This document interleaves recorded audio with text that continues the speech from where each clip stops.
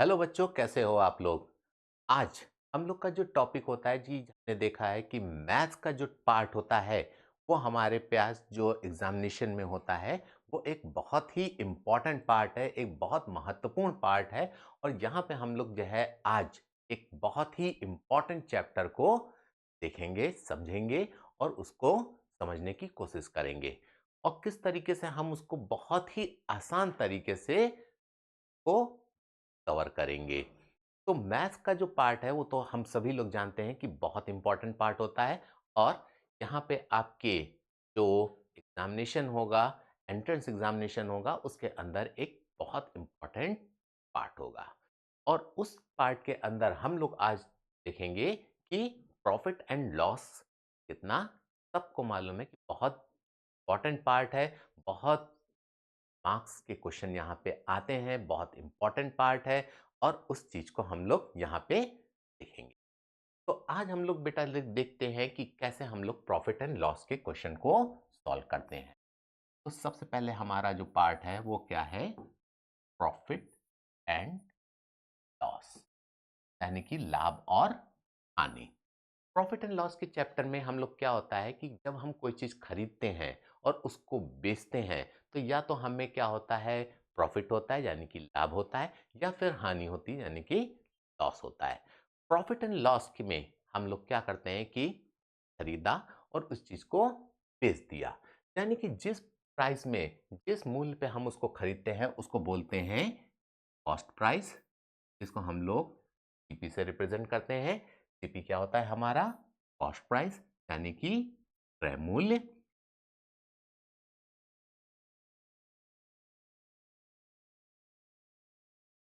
और दूसरी चीज क्या होती है, जिस प्राइस पे हम उसको बेचते हैं, जिस मूल्य पे हम उसको बेचते हैं, यानी कि वो क्या कहलाता है, सेलिंग प्राइस।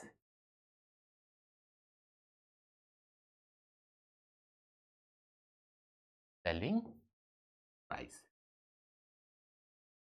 ठीक। कॉस्ट प्राइस यानी कि जिस कोई चीज हमने, मान लीजिए कि कोई चीज हमने खरीदी, 10 रुपए में खरीदी और उसे हमने 12 रुपए में बेच दी, तो ये क्या हुआ, हमारी कॉस्ट प्राइस कितनी हुई, 10, और हमारी सेलिंग प्राइस कितनी हुई, 12। 10 रुपए की चीज 12 रुपए में हमने बेच दी। अब देखिए यहाँ पे 10 रुपए की कोई चीज खरीदी, यानी कि कॉस्ट प्राइस हमारा क्या हुआ, 10, और सेलिंग प्राइस कितना हुआ, 12, यानी कि हमें 2 रुपए का प्रॉफिट हुआ। तो यानी कि हमारा जो प्रॉफिट होता है, यानी कि लाभ जो होता है वो क्या होता है, profit is equal to selling price minus cost price. अगर हम सेलिंग प्राइस में से कॉस्ट प्राइस को घटा दें तो हमें क्या मिलता है, प्रॉफिट मिलता है। अगर आपका सेलिंग प्राइस बड़ा है और कॉस्ट प्राइस छोटा है तो हमेशा हमें क्या होता है, प्रॉफिट होता है। ठीक है। कोई चीज हम कम पैसे में खरीद के लाए और उसको ज्यादा पैसे में बेच दें तो हमें क्या होगा, प्रॉफिट होगा। और यदि हमें कोई चीज हम ज्यादा पैसे में खरीद के लाए और उसे कम पैसे में बेच दें तो हमें क्या होगा, लॉस होगा। तो हमेशा इस चीज को ध्यान में रखिएगा कि अगर हम लोग कोई चीज खरीद के लाए, अगर हमारा कॉस्ट प्राइस क्या है, छोटा है, और सेलिंग प्राइस क्या है, बड़ा है, तो हमें क्या होगा, प्रॉफिट होगा। यानी कि हमारा प्रॉफिट जो होता है वो क्या होता है, प्रॉफिट होता है हमारा, वो क्या होता है, profit is equal to selling price minus cost price. Selling price से हम अगर कॉस्ट प्राइस को अगर माइनस करते तो हमें क्या निकल कर आता है, प्रॉफिट निकल के आता है। अब सीधी सी बात है कि कोई चीज हम 15 रुपए में खरीद के लाए और उसे हमने 17 रुपए में बेच दी। 15 रुपए की चीज हमने 17 में बेच दी, यानी कि हमारा प्रॉफिट कितना हो जाएगा, यहाँ पे हमारा कॉस्ट प्राइस कितना होगा, हम उस चीज को कितने में खरीद के लाए, 15 रुपए में, और हम उस चीज को बेच कितने में रहे हैं, 17 रुपए में। ठीक। तो कोई चीज हम 17 रुपए में बेच रहे हैं और वो चीज हम खरीद के कितने में लाए हैं, 15 रुपए में, यानी कि हमारा जो लाभ होगा, जो हमारा प्रॉफिट होगा वो कितना होगा, रुपए का हमें प्रॉफिट का। ठीक। तो हम हमेशा यहाँ पे क्या करते हैं, सेलिंग प्राइस क्या होता है हमारा, सेलिंग प्राइस प्रॉफिट होता है वो क्या होता है, selling price minus cost price. Clear? अब तरीके से भी हमने देखा कि अगर कॉस्ट प्राइस छोटा है और सेलिंग प्राइस बड़ा है तो हमें प्रॉफिट होगा, और अगर हमारे पास कॉस्ट प्राइस बड़ा है और सेलिंग प्राइस छोटा है, यानी कि अगर हम लॉस की बात बोलें तो लॉस हमारा क्या हो जाता है, लॉस हमें कब होता है, जब हमारा कॉस्ट प्राइस बड़ा हो और सेलिंग प्राइस क्या हो, सेलिंग प्राइस यानी छोटा है, कोई चीज हम महंगे में खरीद के लाए और उसको सस्ते में हमें बेच दिया तो हमें क्या होगा, लॉस होगा। अब हमारा जो लॉस होता है वो क्या होता है, loss is equal to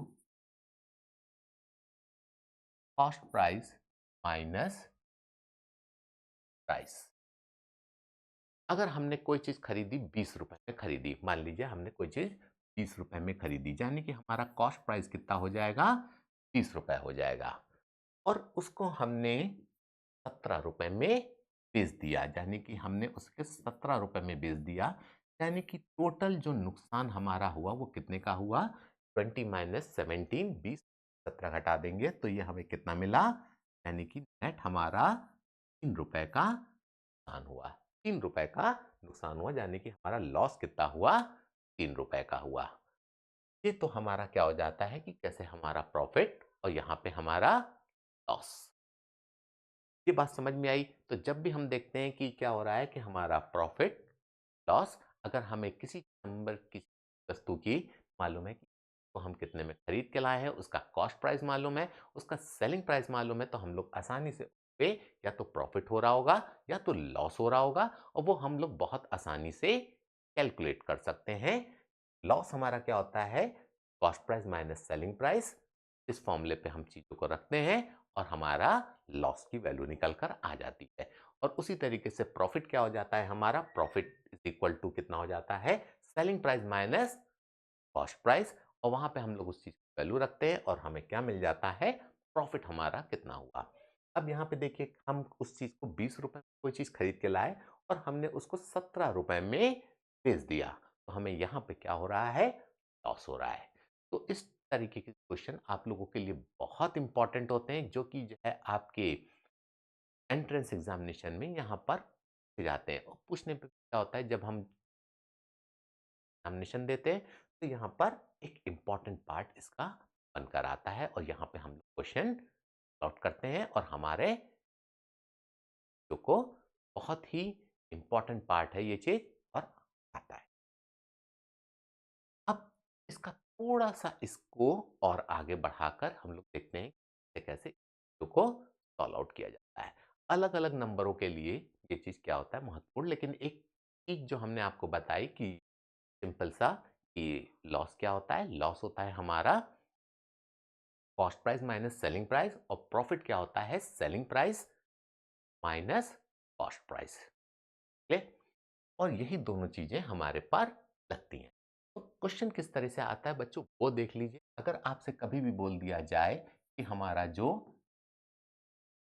cost price है, यानी कि जो क्रय मूल्य है, वो हमें दे रखा हुआ है 13 रुपए 50 पैसे। अगर हमारे पास दे रखा हुआ है कॉस्ट प्राइस यानी कि क्रय मूल्य 13 रुपए 50 पैसे, तो 13.5 हो गया। और उसने दे दिया जो हमारा सेलिंग प्राइस है वो कितना है, 12 रुपए। सबसे पहले हम लोग देखेंगे कि कॉस्ट प्राइस 13 रुपए 50 पैसे और सेलिंग प्राइस 12 रुपए, यानी कि हमने यहाँ पे देखा सबसे पहले क्या, कि हमारा जो कॉस्ट प्राइस है वो बड़ा है और सेलिंग प्राइस क्या है, छोटा है। हमारा क्रय मूल्य बड़ा है और विक्रय मूल्य हमारा छोटा है। कॉस्ट प्राइस हमारा 13.5 और सेलिंग प्राइस 12 में हम कोई चीज खरीद के लाए और उसको सस्ते में बेच रहे हैं। तो बच्चों हमें सबको मालूम है कि इस पे यहाँ पे क्या हो रहा है, कॉस्ट प्राइस बड़ा है सेलिंग प्राइस छोटा है, तो हमें क्या हो रहा होगा, लॉस हो रहा होगा, लॉस हो रहा होगा। और कितने का लॉस हो रहा है वो देख लीजिए कि लॉस हमारा कितने का हो रहा है, लॉस इज इक्वल टू कितना होता है, लॉस हमारा कितने का होता है, cost price minus selling price. तो कॉस्ट प्राइस हमारी कितनी थी? 13.5 रुपए और हमारी सेलिंग प्राइस कितनी थी? 12 रुपए। ठीक। और 13.5 रुपए में अगर हम 12 को माइनस कर दें तो हमें क्या मिलता है? 1 रुपए 50 पैसे, यानी कि 1.5 पीस, यानी कि 1.5 रुपए का हमारे पास क्या आया? लॉस आया, यानी कि हमें हानि होगी। 1.5 रुपए की हमारी हानि हो रही है। ये बात बच्चे लोग आप लोगों को समझ में आई? मैं फिर से बता रहा हूं, एक महत्वपूर्ण चैप्टर है, एक टॉपिक बहुत इंपॉर्टेंट है और यहां आपके पास क्वेश्चन शुरू से ही है। तो बच्चों बहुत ध्यान से समझिएगा इस चीज को, प्रॉफिट एंड लॉस। ठीक। तो ये हमने पढ़ाया हो रहा है। अब एक दो क्वेश्चन और हम लोग करते हैं। यहाँ पे देखिए कि किस तरीके से इसको प्रोसीड करते हैं क्वेश्चन। ठीक। सबसे पहले हम लोग क्या करते हैं कि प्रॉफिट हो रहा है या लॉस हो रहा है और किस तरीके से क्वेश्चन को आगे बढ़ाते हैं। ठीक। अब हम लोग फिर से एक देखते हैं कि अगर कभी दे दिया गया cost price equal to 20 rupees, कोई चीज हम हमें खिलाए और हमने उसको बेच रहे हैं 20, हम उसको 22 रुपए में बेच रहे हैं। हम कोई चीज 20 रुपए में खरीद के लाए और उस चीज को 22 रुपए में बेच रहे हैं। तो यहाँ पे हमें पता चलता है कि क्या हो रहा है? सेलिंग प्राइस बड़ा है और कॉस्ट प्राइस क्या है? क्या है? कम दाम में चीज को खरीद के ला रहे हैं और ज्यादा में बेच रहे हैं। तो यानी कि हमें क्या होगा? हमें ये तो पता ही चल गया कि हमें क्या हो रहा है? लाभ हो रहा है, यानी प्रॉफिट हो रहा है। और प्रॉफिट के बाद हमें क्या पता चलता है? ठीक।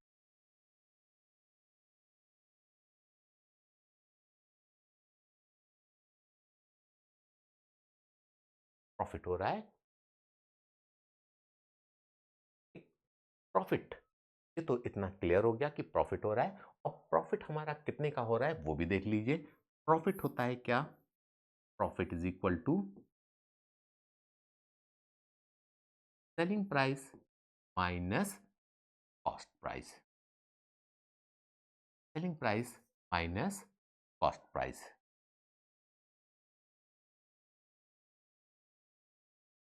Selling price minus cost price. अब सेलिंग प्राइस हमारा कितना है? 22 रुपए। और कॉस्ट प्राइस हमारा कितना है? रुपए।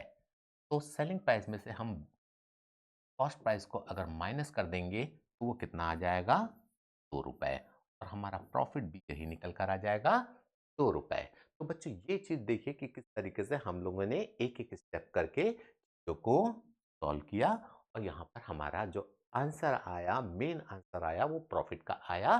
2 रुपए का हमें प्रॉफिट हो रहा है।